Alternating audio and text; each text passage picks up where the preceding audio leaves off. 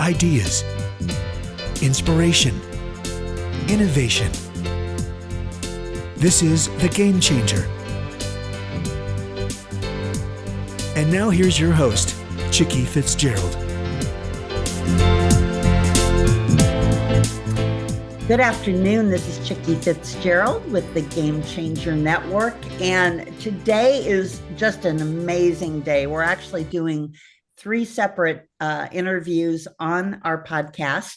And on each one of them, we have got several of the folks who are collaborative authors on a work called LeadHERship Unveiled. And I am not stuttering when I am saying that. LeadHERship is the name of the brand of an organization that all of these women belong to. And the book is all about women leading with impact. And each one has contributed a chapter. This is what is again known as a collaborative book. And Linda Fisk may pop in a bit to join us. If not, we will have her on one of our remaining shows. But again, the book is called LeadHERship Unveiled. And I would love to introduce our contributing authors. And our first one is actually joining us from Holland. So it's evening there. And it's Ingeborg. And Ingeborg, why don't you tell us just a little bit about yourself, just to give everybody a perspective on why you were one of the ones of the authors chosen. Yeah, well, thanks for having me, first of all. And well, Ingeborg Mooiweer, based in the Netherlands, and I work as a business and personal relationship alchemist. That's what I call myself. I work in the relationship realm at its broadest. Could be real deep stuff. My words are codependency, attachment issues, abandonment issues, narcissism abuse, relationship addiction. It's a combination of like therapy and coaching. It could work out in business as well, setting boundaries, having trouble managing your team, having trouble in communication. People come to me, obviously don't use the words, those are my words, what it is called. And yeah, I work with them for like 6 months usually, and it's a real deep dive. We have to go back to childhood and uncover the core issues, and from there we'll manage and we go into the coaching bits. Amazing. That's what I do. From Holland and international as well. So it's both sides. Excellent. And are you a solopreneur or do you have a team as well? No, well, I am a solopreneur, but I have, well, some people help me, but I'll do the business, so to speak. Got it. Got it. All Yeah. right, Brenda, you're up next. And Brenda is coming to us from Dallas, Texas. Yes, I am. Nice to be here with you today, Chickie. Thank you so much for having me. I am based in Dallas, Texas. My company is a human resources and talent acquisition consulting firm. So we help companies, whether it's that maybe they need some alignment within their HR team or some assistance with doing salary surveys or looking at policies and procedures. We can help make things maybe a little better for them. From a talent acquisition standpoint, we help clients globally with their hiring needs. They'll reach out to us if they, have a special position that they need assistance with, or C-suite. It really depends on their needs, but that is essentially what my company does. And I am not a solopreneur. I have 5 people in my company who work with me, and we're a great team and have amazing clients, and we all love what we do. Terrific. Sara, you're up next. And Sara's coming to us from Kansas City. Yes, thank you, Chickie, for the opportunity today to join you guys. I am in the Kansas City metro area, and I am a career ownership coach with the Entrepreneur Source. I'm actually a franchise business owner. This is a franchise business that I purchased about 2.5 years ago, and came from corporate America with 20 plus years of experience before that.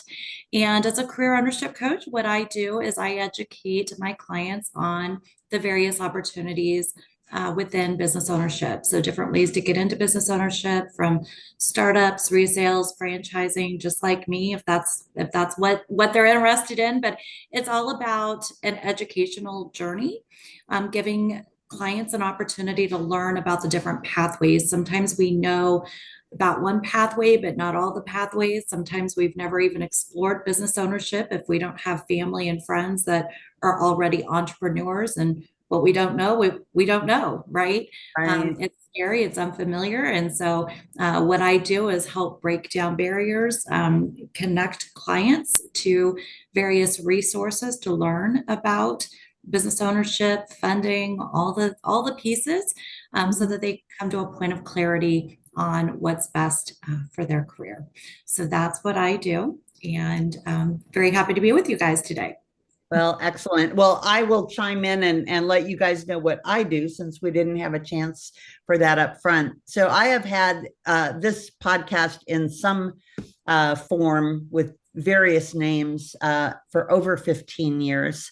And in fact, when I started, we called it a radio show because there was no such thing as podcasting. And I started a group called the Executive Girlfriends Group, where each week we would interview an author, and then we would talk about the topic, and then we would just talk about life. And that, I would say, has been my passion project. So the Game Changer Network is, again, a passion side business. My core business is I am a serial entrepreneur. So Sara, you and I should probably talk offline a little bit about that, because we have lots of opportunities for people to come into ownership within that. And I have a tech company. We are specializing in travel and event technology. And while leadership has always been a part of what I did, you all have skill sets that I would have partnered with to bring you into projects that I ran. So my days, I did 15 years of consulting, built LasVegas.com from the ground up, built Intel's first mobile travel portal. So I've done a lot of fun stuff, a lot of kind of general contractor, building new things, rising out of the ground, out of nothing, or out of a concept. So Sara, we're going to start with you, and because we have so much in common. Again, the whole entrepreneurial bent is what I have spent my entire adult life on. And when I saw the name of your chapter of corporate confinement to entrepreneurial dreams, I thought Sara's been looking over my shoulder, because I spent 15 years of my life working for the top travel technology companies in the world. And what I learned much later, and I wish I had had someone like you then, is I was an intrapreneur, which is someone inside who gets called in on every special project. And that was before we knew what entrepreneurs were. And so I would love to hear what brought you to this particular topic for this book. And just tell us a little bit about you, your backstory. Yeah, absolutely. So as I mentioned, I have 20 plus years in corporate America. I worked for a couple large organizations here in Kansas City that are headquartered here. And, at each location, at each business company, whatever you want to call it, I would get to a point and then I would cap out. I couldn't get promoted. I could not, get into new parts of the business. But I was always recognized for top performer, for leadership executive programs, numerous times. And I am just built or hardwired. I'm a project manager, program manager. I ran a lot of specialty programs. I had to influence across the organization, in many different pillars. Not having direct authority over the people or the teams that I would leverage to implement these projects. So I had the skill set to lead a team, to run a business, to be promoted. But I just felt at some point it got to be politics, who you knew. I think I even wrote in my chapter a little bit about one of my managers had noted that you're essentially a pawn on somebody's chessboard, and you want to be on there because that means you're moving around and getting noticed and getting promoted. And I was like, I don't want somebody controlling who I am and where I go. I want to be in charge of where I go. And I wish I had learned that earlier. I wish that I had had more faith in myself to know that, hey, you can do anything you want. These are human beings telling you where you should be, how much you should make, what position you should be in. And, at some point, things just kind of clicked. I was involved in a reorganization, and I said, enough's enough. And I actually had a peer that had already moved down a path a year ahead of me and had found the entrepreneur source. And this just clicked for me, because for me, as a project manager, program manager, I don't feel like I'm creative. I don't have that invention, creativity to find something that's diversified enough to go and start a business, and when I started learning about franchising, which is funny because the last organization I worked for was a franchise organization. I was just on the corporate side. It took a little bit to click and be like, I can do this. This is running a project. This is already built. I have to execute and implement it. And once that clicked in for me, and I went down the path of purchasing my franchise, I'm now educating people to do what I did, go through that journey that I went through. Now nobody's path is the same, but there is this leadership piece that, I'm leading people to learn about new opportunities that maybe they've never thought about. So that at a high level is my journey from corporate to where I am today. And now I'm seeing light bulbs click for people like-minded. And it's just having that push to learn. We usually have the answers, but it's just having that push to realize what the opportunities are that are out there. And Brenda, I am quite certain that in the role that you have in the HR world, that you run across people who are doing just what Sara and myself have done in our corporate lives, of really discovering that we don't belong in corporate at all. So what do you do when you've got someone who you're working with, either on the company side of looking at the team that they have, or individuals who you're talking to? How do you guide them when they're realizing they don't want to climb the corporate ladder? It's really interesting. One of the biggest mistakes I've seen many companies make is to promote people into roles of management just because they've worked there for many, many years. And oftentimes people take those positions because it pays more. It's a different opportunity. And they think, yeah, I have worked here for 10, 15 years. I'm probably ready to be a manager. And then they get into the role and they find out they're not ready to be a manager. Companies haven't trained them. They haven't prepared them. They start making huge mistakes as a manager that can be costly to the company, because people end up suing, because a person that wasn't properly trained may have made a mistake with a new employee or an employee on their team. So probably my greatest advice to my clients, or, when I'm speaking to other, speaking engagements about HR and leadership, is to say, if you're going to, promote somebody internally, make sure that they are trained right. Make sure that it's a job they really want, not that it's a job they're just taking because it sort of makes sense, right? Well, and I think this ties back actually to the topic that you chose, which is I am pretty sure Sara and I were both strong-willed children, right? And and because of that, we did shine in our roles. I can tell you in my corporate roles, I was always or most often an individual contributor. So I was very high in the organization, but I didn't have a staff because not only, I mean, I didn't want to be trained, Brenda, and that's what I was trying to get to. And I'm sure Ingeborg has some things to say about this because sometimes we have had experiences that we carry around with us of working for a very bad manager.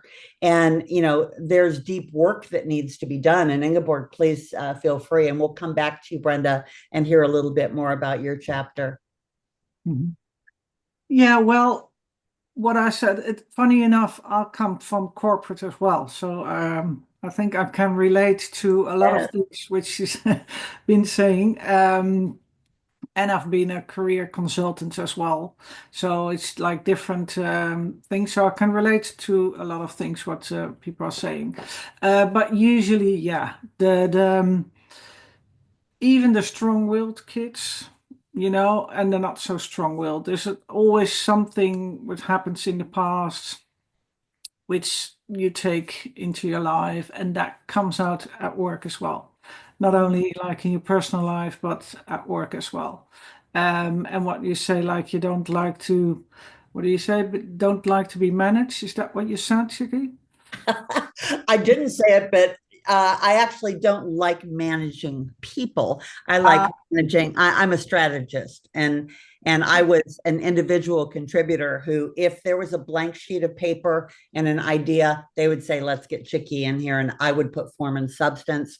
But unlike Sara, I was not an operator. I needed to hand that off to someone, and they would run it. So I can be managed, but I can be a problem child also. Well, yeah, that's usually what happens with strong-willed people. They usually like to do it in their way. I mean, they can work in a team, but well, we have to have leaders anyway. You know, there's always someone needs to be on top. Definitely. So, Brenda, let's circle back around to the topic of strong-willed child becoming a leader. And again, certainly there are two different paths, and one is leading other people, and others are, you know, leading things that are bigger than themselves. So usually those are the people who become COOs and CEOs, the path I ended up taking when I left. Yes, myself as well. You know, throughout my career, I worked my way up from being my first job out of business school as a receptionist, and worked my way up into office management, which turned into HR because we didn't really have HR back then. You know, and became a full-blown career for me. And I have done it, you know, with several different companies. I've worked for some really wonderful global organizations. And it's been a really fun career. But I loved less the HR side of things, the having to fire people, having to lay people off, the part everybody in HR hates the most. And I found myself loving the talent acquisition side because it's typically a much happier part of the human resources team where you get to help people find their dream job. So I sort of settled in there, and eventually, you know, I am a very entrepreneurial spirit myself. And so I eventually left corporate America and started my own company, and then got recruited out of my own company back into corporate America for a little bit. And now I'm here and settled. So. So what led you to this particular topic for your contribution to the book? So growing up, my mother always told me that I was the smartest child she'd ever seen. You know, she told me that at 8 months old, I was walking. At 9 months old, I was in her closet putting on her high heels, which back then everybody wore stilettos. And I was running around the house at 9 months old in stilettos. And she said it always terrified her. And back then, we lived in California. There weren't any rules about how old you had to be to start school the way there are today. My mother started me very young. She put me in preschool, like really a real preschool, at a school when I was 2. By the time I was 3, they had me doing kindergarten work, and I was 15 years old when I graduated from high school. But throughout my life, my mother was incredibly demanding, probably back to some of Ingeborg's, what happened to you to make you become strong-willed, right? My mother was incredibly demanding. If I did not make straight A's in school, I was in a lot of trouble.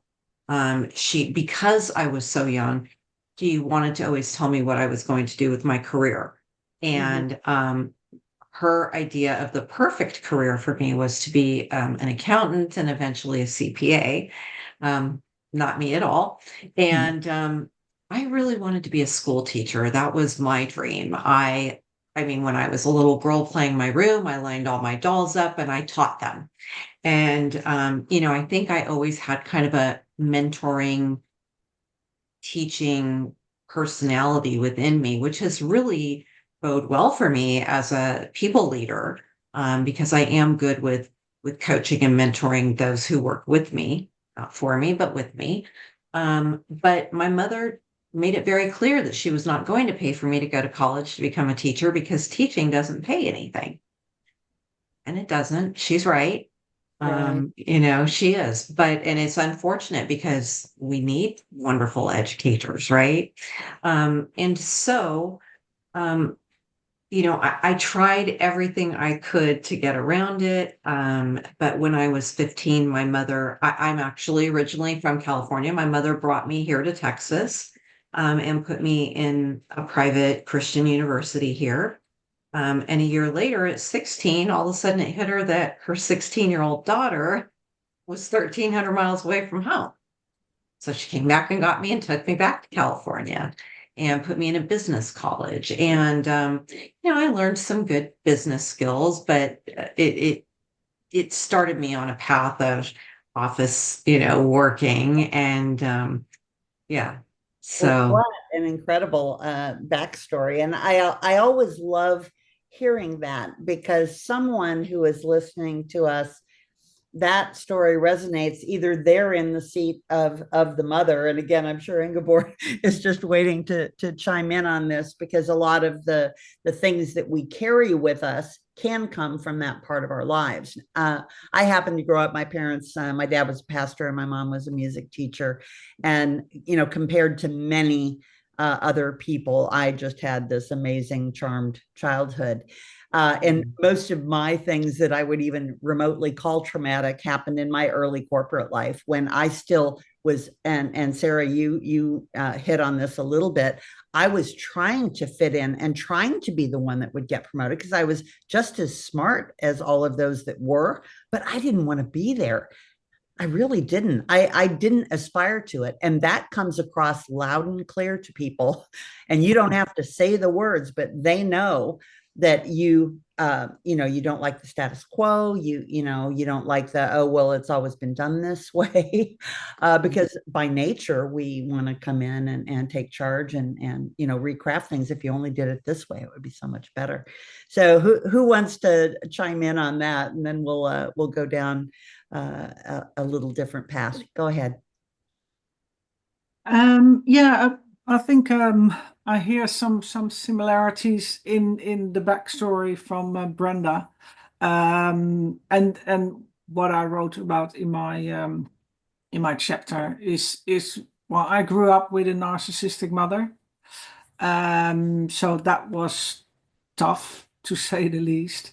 And what I hear, the expectation, what Brenda said, and the demanding and well, and everything which is part of being a narcissist. It forms you. It shapes you into something which, yeah, I mean, I might have been, but maybe in a different way. And it took me some time to sort of, well, not so much get over it, but yeah, shape my life in the way I wanted. And yeah, because of that, I didn't do A lot of things I can relate to Sarah, what she said, not having faith in myself. Mhm. I sort of lost my identity, so to speak, and have to find it again. And gladly, there was still this strong will, because I'm strong-willed as well, in me. Yeah. Uh, and a part of me never really believed her, but because I was little and it was my mother, I sort of comply to it, but that was still that sort of fire in me and trying to get out and do it in my own way. And I have that tendency as well. That's why I'm like a solopreneur now, which I would like to work with more people. But being in corporate, I had the same. I don't really like people telling me, I have to do it. And because it's been done for Oh, years like that, and exactly. I think, well, but we can do it different. We can think outside the box and maybe it could be in a better way. Um, so, I mean, I did my bit there and it was really good. I was leading big teams and went well, but I wasn't really happy. That's the Mhm. thing. Something you can do it and you're very good at it, and maybe you Right. got promoted, but I wasn't happy on the inside. Really didn't want to be there anymore. Right. Well, it's one of the reasons. I mean, you guys see behind me, I've got what I call my Zoom wall. I've got my book that I wrote called The Game Changer, which is that's who I am. Happens to be an allegorical business novel, not a self-assessment, but I'm written into a lot of the characters. And my faith has a lot to do with who I am, and I love the country that I live in, even though it's definitely not perfect. But I wanted to come to this, which is the picture of sunflowers. My mother-in-law happened to have painted that years ago. And sunflowers remind me that I always have to have joy in what I'm doing, because Mhm. so often, and again, Brenda, I know you see this all the time, people excel at things that they have been slotted into, not because they love it or it makes them happy or brings about joy, but because that's what they've always done, right? And so I'm reminded that I need to have joy. And then as the entrepreneur, failure is not an option, is what the next one says. Um, I want to just shift gears just a little bit. And Sarah, I want to come back to you. And having heard, and I want to remind people also, because I haven't done a good job of telling them what your chapter is about, because you guys are going to want to get this book, because there's so much depth in the stories that these women are sharing. And Ingeborg's chapter is, Do I Lead from Hurt or Love? And we're going to come back and talk about that more, Ingeborg. But Sarah, what has been going through your mind as the other women have been sharing? Yeah, so great. I relate to your backstories too, but a lot of it is related to my father. I was in an abusive home, more verbal abusive than anything like that, but where I was told you're not good enough. You keep striving, keep doing more. And I think that's where, when I got into corporate, um, I did what I was told. You don't go outside of what you're told. You follow the rules, and hopefully you'll be rewarded. I mean, I think that just kind of carried on. And I think that was because of how I was raised, in a very, very religious, very strict, very, you do this and you don't get in trouble. You don't do this, you get punished. And that continued on, where I was just a yes, sir, yes, sir, yes, sir, people pleaser for so long. Um, but I had this desire to do more and more. And so I was hearing how you both were talking about your mothers and the pressure that was on you. I had pressure in a different way, but mine was more being that people pleaser. But I still had this desire to do more and be more. And through my corporate experience, I got my voice. It took a long, long time, but we do have a voice. We can make a stance in our career. We can lead.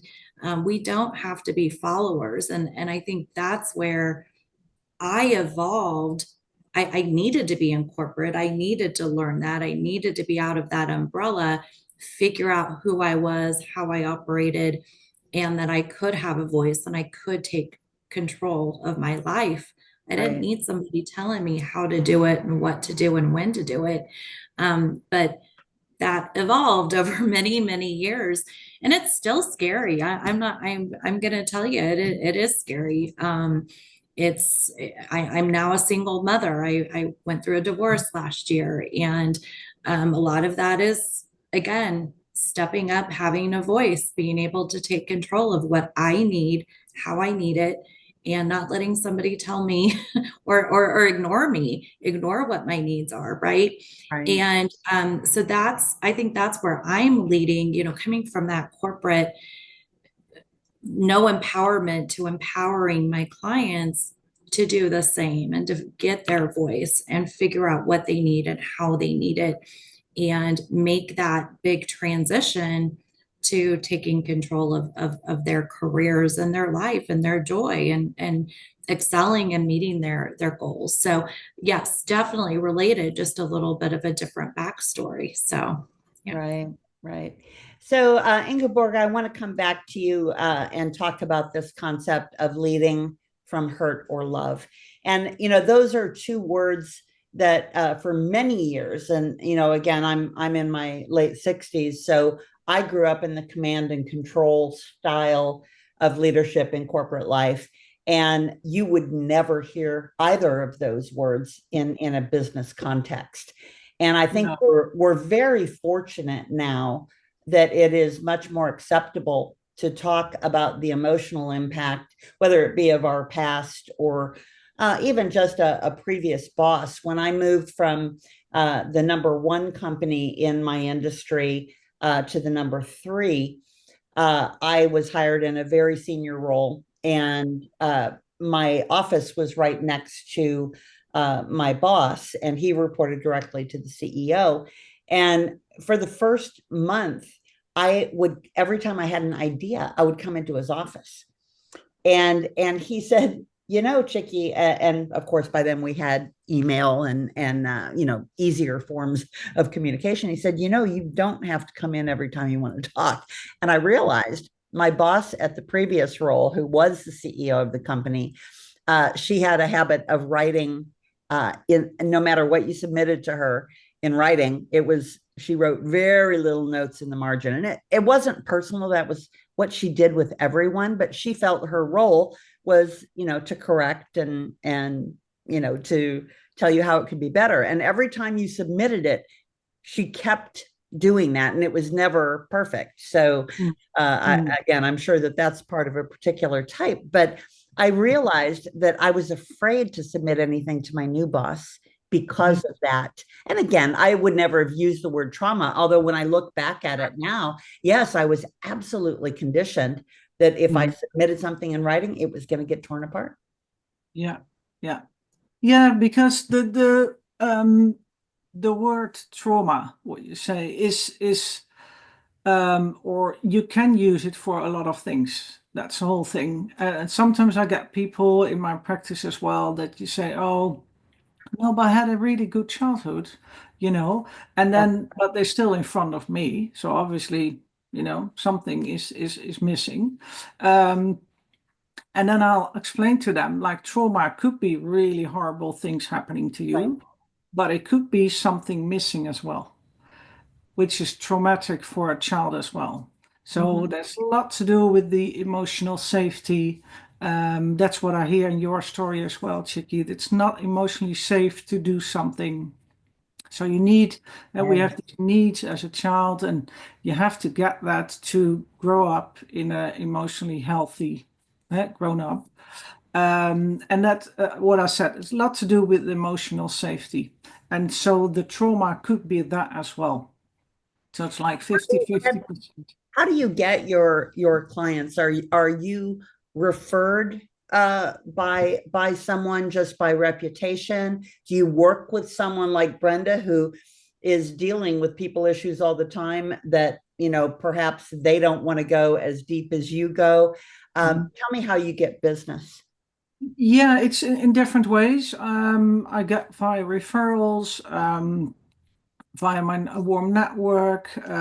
People I've worked with in the past, they refer me as well, or they have a different subject and they'll come back. Um, and I have there's a coach in Holland as well. She had lots of clients, and she asked me, do you want to jump in and take over some clients? So it's different ways get them. Yeah. Got So it. Got it. And Brenda, over the course of your career, again, I'm sure you have run across people who need that deeper work in their lives. So, do you have someone similarly that you can call in if they need that deep work to be done? Yes, there are a couple of different coaches that I'm in touch with here if my clients need that kind of work for sure. I think that I wanted to go back to something Sarah was talking about, and that was that in the corporate world, you sort of it allows you, especially if you've come from a background like the three of us have, which none of us knew that before today, that we have that in common. But I think that one of the things that we all probably got from our time before entrepreneurship, working in the corporate world, is we learned about ourselves outside of our family, right? It was more than just on the job training to complete assignments. It was on the job training about our own capabilities and about having the opportunity to think beyond parents who are telling you how to think, right? And you learn, leadership isn't always about having a team of people that you manage. Sometimes it is just about, you as an individual contributor, Chicky. I'm sure you led some amazing projects. I've led projects as an individual contributor. I also happen to love leading people. So I ended up in people leadership, but I don't know that as a child I would have ever thought I had those capabilities based on the life that I was living, in a home with such a domineering mother, right, who wanted to tell me every move to make. So I think that we do, get lessons in leadership from our time in corporate America or even outside of corporate America, just once you've gotten outside the box of the house that you grew up in. Right. I'd like to challenge each of you to think back to writing your chapter. Think of the contribution that you knew you could make, and what was the impact that you wanted when someone finished your chapter? What did you want for them to take away? And Brenda, since you're already on the hot seat, why don't we start with you? It's interesting when I was asked to contribute to this book, my first thought was, how is this actually going to work? How are all of these women all over the world going to sit down and write a chapter and this book is going to make sense? I questioned it, and I kept getting told, you'll be amazed how well it will work. And just sitting here right now, with two women that I've seen on meetings and calls about the book, but haven't really talked to offline. Just knowing that we all have something similar in our background is so interesting. Kind of get why this book works, right? But when I sat down to write my chapter, I wasn't really sure. It came to me like a flood. Like it just really came to me very easily. What I wanted in the end was for someone to read my chapter and realize that um, you can be everything you want to be. I got to be a coach and a mentor. I've gotten to do a lot of that throughout my career and still do that today. I have people that I mentor. We just sort of help each other in mentoring.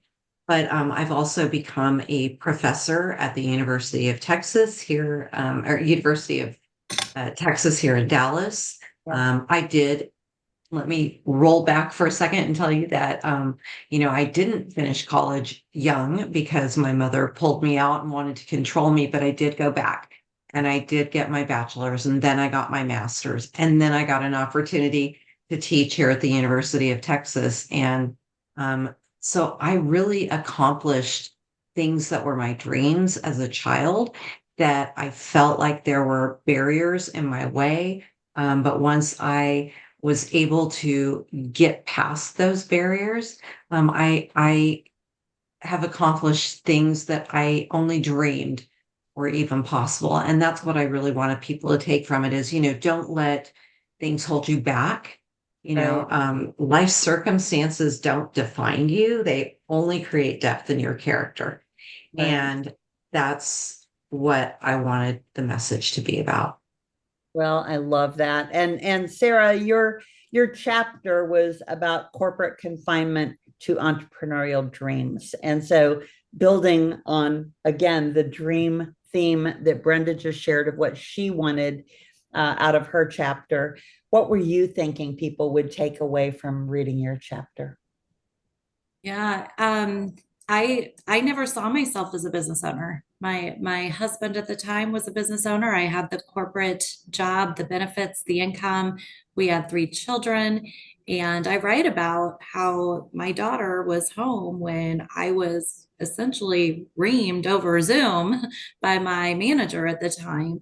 And for me, that was a defining moment. I'm in tears. She walks in the room. And she's like, what in the world just happened? She knows her mom. She was 18 at the time. She knows me. She knows how I work. And that everything I do is just ethical. It's, I do it with, I'm going to do the best that I can. And so the stuff she heard, she was like, that's not okay. And what I wanted my readers to understand is that it is not okay to be blamed for something that you did not do. It is not okay to take on somebody else's burden to protect them. It was a stressful. It was probably a year in the making from that time and going through what am I going to do, applying for jobs, going through this coaching journey to become a coach, buying my franchise. But my big thing is don't take it. You don't have to take on somebody else's burden. They need to be accountable for their own actions. And I learned that, people don't, the only person that protects you or has your back is you. And that's really what I believe I wanted my readers to take away was that, that I didn't have to take it and I wasn't going to take it. And I wanted to be an example for my daughter because someday she's going to be in a similar situation. I mean, we all are. We are all faced with something where we're going to be blamed for somebody else's actions or inactions, but we can take on that. We can be strong enough to overcome it. We don't need to take it. And so that's really was my drive to become a business owner. And I never thought I was going to be a business owner, but that set the tone for it. Well, it sounds like we could rename your chapter from corporate confinement to courage, because what you're describing is that courageous moment when you realize you can do anything that you want. And again, I was blessed that my parents just always told me that I could do anything that I wanted. I could be anything I wanted. I happened to be a college dropout. I was a college dropout before it was fashionable to drop out of college. And, I came home from at Thanksgiving. I had written a paper called The Value of Experience versus Education. And I got an A+ on the paper, of course. And I took it home to my parents and said, look, I don't need to be in college. And they made me go back and finish the semester, which was a good move on their part. But then when I quit, I came home and got a job at Miller Brewing Company. So I went from Oral Roberts University to Miller Brewing Company, go figure. But anyway, I love the courageous step out of the comfort of a paycheck. Now, it is tough being an entrepreneur. It's the only thing I know where you go work 80 hours a week to avoid working 40 hours a week for somebody else. But we do it because We love it. you have that courage to step out. Ingeborg, how about you? What did you want people to take? And I think you wanted to say something about the previous comment. No. Yeah, I said, well, we do it because we love it. Yes, we do. We're crazy. We're just a little bit crazy too. Yeah. Well, I think you have to be a bit. Yeah. Yeah. What my readers I want to take from my chapter is never let your light dimmed by anyone. And because I know, because I work with a lot of people, there's always something inside people, that little light, that little fire, use that power to change into what you want to be. It might seem there's no light, you might seem depressed or things like that. But you can deal with that with help, obviously. And yeah, so it's tapping into that light, using the strength, because it takes a lot of power to let you push into a corner as well, to be a people pleaser and stuff like that. So I always tell people, use that power where you pushed things away, use that to let it come out and let your light shine.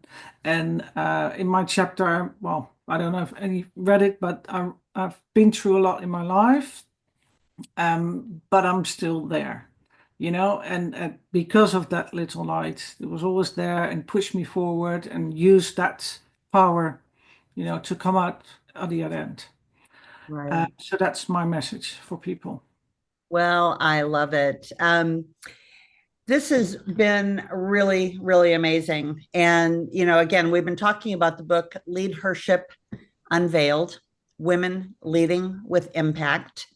And the authors that we have with us have written just a wide variety of topics. Corporate Confinement to Entrepreneurial Dreams is Sara's chapter.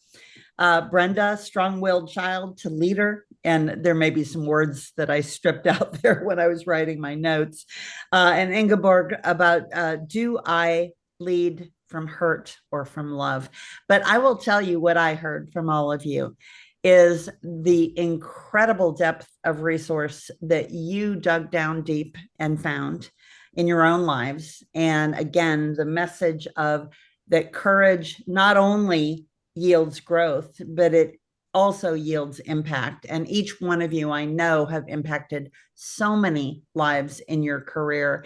And so in the last few minutes that we have, and I know you just distilled down what you wanted people to get from your chapter, but what would be the one piece of advice that you would give to your younger self, right? And some of you have talked about your time in your childhood, but from any particular moment in time, what advice would you have given to yourself? Sara, can we start with you?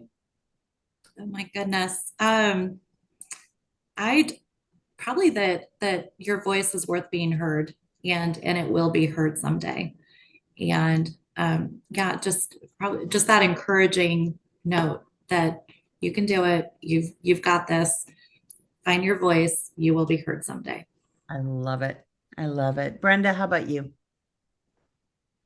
Well, I was sitting here thinking about it as you asked the question, and I think for me, it's that you can really be anything you want to be if you put your mind to it.